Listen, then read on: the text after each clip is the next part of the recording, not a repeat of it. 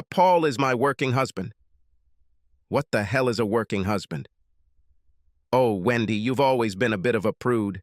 It's in vogue these days. Heck, a lot of the girls in my office have work husbands.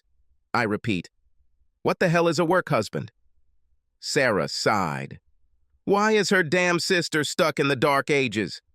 Well, I think it's just fun, a way to relieve stress or boredom at work.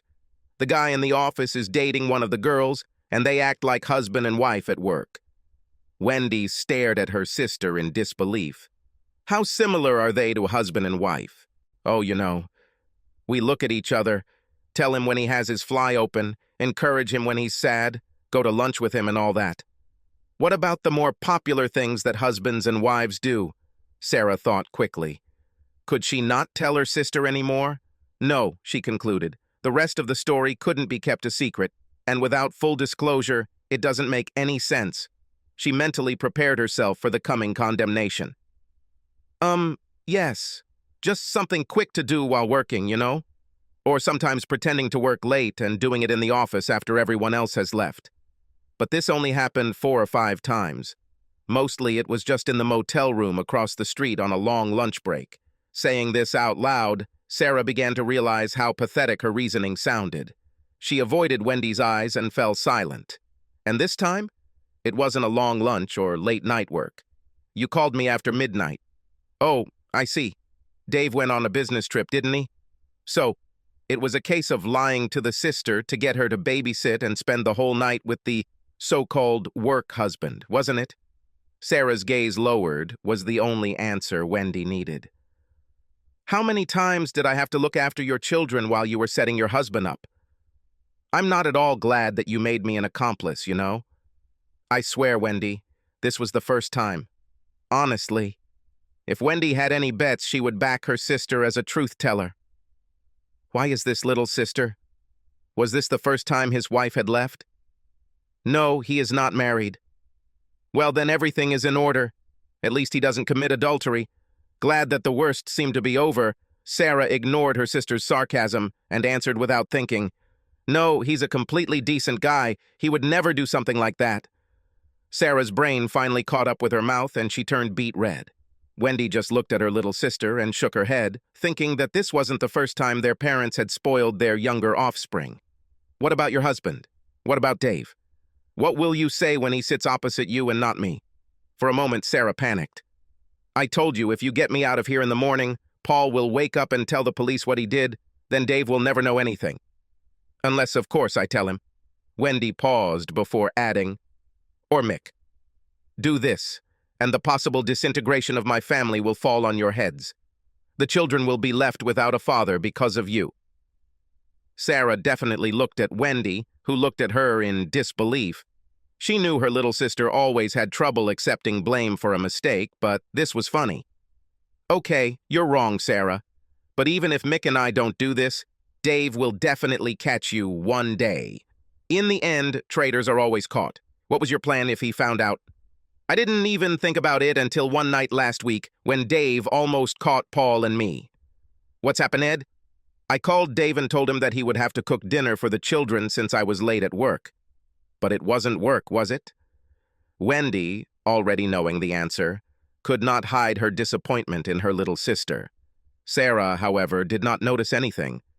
No, the office was empty and the front door to the building was locked, but the damn cleaning lady let Dave in, stupid bitch. He brought me dinner. Luckily, Paul finished bending me over the desk, and luckily I thought to lock my office door. When Dave knocked, Paul and I cleaned up in record time, and I opened the door. Lucky Dave is naive enough to swallow our story about accidentally locking the door. Wendy winced and just shook her head. So, after your brilliant evasion, what was your cunning plan in case Dave actually caught you? Well, according to my friend Jen, I don't have to do anything. If Dave kicks me out, I get everything. Child custody, house, alimony. Apparently, unless the mother is in jail, she gets everything. My plan was to just point this out to Dave because then he would never leave me. He lives for the sake of his children. I don't think you'll have to explain this to him, Sarah, especially after his first wife did this to him. They both reflected on the well-known tragic story of Dave's first marriage, ambushed by the wife and her lawyer lover, fabricated physical abuse charges that allowed the ex to get a full restraining order. There was a constant whisper in the children's ears so that they eventually refused to talk to their father, even on the phone. Wendy had tears in her eyes as she sympathized with Dave's desperate situation. She was ashamed to be related to Sarah. How could Sarah even think about doing this to her husband? "You're right, Sarah. It would kill him if he went through this again." That's it. Wendy stared at the disgusting creature her sister had become and wanted to wipe the grin off her face. "You never know for sure, though. Dave is smart. He may come up with a solution that will puzzle you." "No, Wendy. The worst that can happen is that I lose Dave but gain everything else. If Dave throws you out, you can always sleep with Paul." "Not after what that slug did to me. I can't believe they're accusing me of assault. I was just defending myself. This idiot raped me." "What? Did your office husband rape you?" "Well, marital rape is a hot topic at the moment." "Okay, Sarah, tell me the rest. You said he was decent, so how did you get raped by a decent man?" Wendy's sarcasm went over Sarah's head. She was silent for a moment before deciding to tell her sister the whole sordid story, no matter how awkward it might be. "Well, like I said, I've never had a full night with Paul before. Just a few scenes in the motel and a few quick ones in the office. So when Dave said he was going to Ballarat for 3 days, I jumped at the chance to see what Paul was really like." "Don't roll your eyes like that. I understand you don't approve. This is my life, and it was my choice. I dropped the kids off at your house, had dinner with Paul, and then call it Dave like I always do when he's away. How do you do it, Sarah?" "What am I doing?" "You talk to your husband as if nothing is happening." Only Sarah knew the demons she faced in the early stages of her office romance with her lover. However, these painful moments of conscience quickly faded from memory, and the realization emerged that Dave was easy to deceive because he trusted her. She chose to regard her sister's question as rhetorical and ignored it. "After I was able to talk to Dave before he asked permission to talk to the kids, Paul and I got down to business. I have to say it was a bit of a disappointment. The motel felt rushed, different, and fun. When he bent me over the table at work, we just had sex. It was basal and exciting. I must have been making plans in my head all night, and reality couldn't compete with them. It was routine and, dare I say, a little boring. Paul doesn't really like foreplay.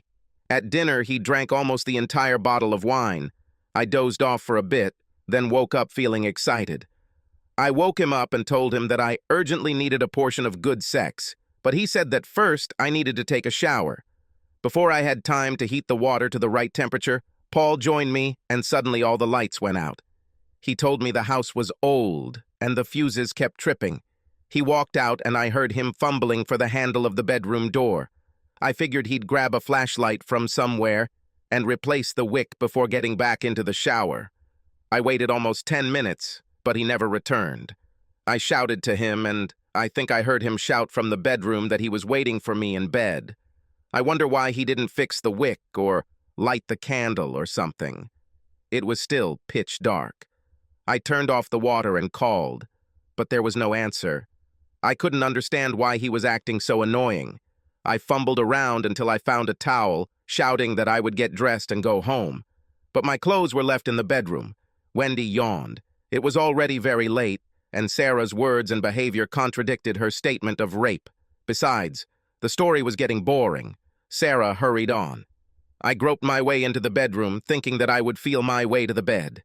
I knew that my clothes were lying on the floor between the bed and the door. Suddenly, Paul grabbed me from behind and pushed me forward. I fell on the bed. The bastard simply, at full depth and at full speed, began to penetrate all my exits. I never liked anything there, and I have to say, Wendy, it hurt like hell. Still. Sarah fell silent, shifting uncomfortably in her chair and frowning at the pain in her butt. The memory of pain came flooding back. Not just physical, but the sudden realization that someone she thought truly cared about her could treat her like this. "What have you done?" "Well," I yelled at him sharply. "And what did he do?" "He just held my hips tightly and continued to rape me. Damn, it hurts." "How did it all end?" "That idiot must have loosened his grip at some point, which allowed me to escape, and I shuffled across the bed. When I did this, My hands felt something strange. I'll be back in a bit. When I first walked into Paul's bedroom, there was a baseball bat against the wall next to the bed. I asked him about it, and he said there had been a few home invasions in the neighborhood lately, and he wanted to be prepared. Somehow she ended up on the bed. Now that I think about it, it seems strange. For a moment, Sarah's face took on a strange expression. Do you think Paul wanted to use it on me if he couldn't overpower me by force? Wendy watched Sarah's expression as she realized the true nature of her work husband's intentions and how much worse the situation could have gotten. The color drained from Sarah's face and she fell silent, causing Wendy to invite her to continue. What happened next? Sarah shook herself and came out of her reverie. Well, I grabbed the bat with both hands. I turned around and hit the bat as hard as I could. I felt the blow and heard Paul scream in pain. It was still dark, but I returned to the bathroom as quickly as possible. I closed the door and groped around for the lock until I found it. Oh, Wendy, it was so scary. I heard Paul trying to open the lock and banging on the door. I knew it wouldn't keep him out long, so I felt for the window, but couldn't find how it opened. My foot hit a trash can on the floor, so I grabbed it and broke the window. Then I started screaming and yelling. I saw the light turn on in the neighboring house, so I continued to call for help and call the police. Sarah trembled at the memory of the fear she felt while all this was happening. What did Paul do? I don't know, but he stopped rushing to the bathroom. I waited 5 or 10 minutes, and although everything was quiet, I was too scared to open the door. Then I heard the siren of a police car. The next thing I remember is a policeman yelling at me to open the door. I did so and left. There were 2 of them with a torch and pistols. I was completely naked so they could see I wasn't a threat, and there was no sign of Paul. I was scared, and I ran downstairs. One of the policemen followed me, while the other remained in the bedroom. Shortly after that, I heard him screaming into the radio, calling an ambulance. I told the other guy that I didn't need him. He came back upstairs, grabbed my clothes, and I got dressed. He took me to the police car and started asking me a bunch of questions. I told him how Paul raped me and how I hit him. He took me to the hospital, they gave me a rape kit, and then they brought me here. They took an official statement and then asked if I needed a lawyer. Of course, I said no. They then accused me of assaulting Paul and took my fingerprints. They found Paul unconscious next to the bed. I was then told that they would hold me here until my bail hearing tomorrow. Of course, I couldn't call Dave, so I called you. Sarah looked at her sister pleadingly, hoping that Wendy would help her feel less alone and confused. Wendy thought about finding a police officer and asking why her sister was accused of what on the surface seemed like an obvious case of self-defense. However, Wendy was affected by her sister's pitiful condition. Sarah had always had a talent for making others care about her, and Wendy felt that she should not leave Sarah alone. I really don't understand how you're going to keep Dave in the loop about all this. What's your plan? Well, as soon as Paul comes to his senses, he'll tell them I only hit him in self-defense, and they'll drop the assault charges. Wendy looked at her naive sister with pity. She knew that to exonerate her, Paul would have to confess to rape, and although she didn't know the guy, someone who seduced a married woman was unlikely to be so noble. She was spared the agony of trying to explain this to her desperate sister when a plainclothes detective entered the room and asked her to leave.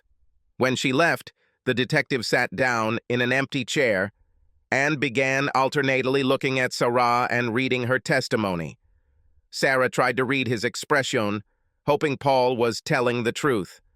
Finally, the detective put the document aside and turned to the hopeful woman. So, let me get this straight, Mrs. Brown. You've been having an illicit affair with your work husband behind your husband's back for months. In the evening, when your husband is out of town, you decide to spend the night at your lover's house. During sex, you paused to take a shower, at which time the lights went out. When your lover did not return, you re-entered the bedroom, whereupon you claimed that he attacked you and anally raped you. You found a baseball bat on the bed and hit him once. Is that right? Yes, I've already told you everything. Has Paul regained consciousness? He must admit that everything I said is true. No, I'm afraid he hasn't regained consciousness. In fact, it is my responsibility to tell you that you have gone from office wife to office widow. Mr. Paul Smith died without regaining consciousness after being found on the bedroom floor between his bed and the wall, with massive multiple wounds to his head. Doctors say he was hit up to 7 times, mostly while he was lying on the floor, likely unconscious. The baseball bat found at the crime scene had your fingerprints and the deceased's fingerprints on it. Sarah Brown, you are charged with second-degree murder. Let me remind you that you have the right to remain silent. Anything you say can be used against you. At this moment, Sarah lost consciousness. Dave Brown said goodnight to the 2 police officers before they left the room and reviewed his answers to their recent questions. Yes, he checked into a motel in Ballarat this afternoon around 5. He had had an early dinner at the motel restaurant, as he was sure his waitress, a red-haired woman in her 30s with glasses, could attest to. Then, unfortunately, he retired to his room to prepare without witnesses to resume the business meeting the next day. The only phone call he made or received was from his wife's mobile at just after 9. Now that he thought about it, it seemed a little strange that she was using her cell phone instead of her home phone. No, he did not know Paul Smith. He never communicated with his wife's work colleagues. Can't they tell him what's wrong? After they left, he called Sarah's home phone and cell phone. He left worried messages for her to call him back. Contemplating his next move, he rubbed his bruised bicep and absent-mindedly shoved his hands into his trouser pockets. Feeling something soft, he pulled out the contents and stared wearily at the 2 latex gloves and the used condom in his palm. He smiled wryly at his mistake. If the police searched him, it could ruin all his carefully laid plans. This thought made him think, and he cursed himself for his lack of thoroughness. His children needed him to be more focused. He pulled back the curtains to make sure the police car had driven away, then left the room, crossed the road, and headed toward the back of the mall. Looking around, he took it out of his pocket again and tossed everything into the dumpster, where it joined the night vision goggles, disposable coveralls, an intact fuse box he had tossed there earlier. Returning to his room, he began to pack his things despite being tired, thinking about all the details he needed to do to become a successful single parent. A smile played on his lips at the thought of the hard work he had done, and done well. Subscribe to our channel so that your second shaft doesn't cheat on you, and go ahead and listen to the next story, because this story is nothing compared to the next one. If you're under 18, don't even think about listening to the next one.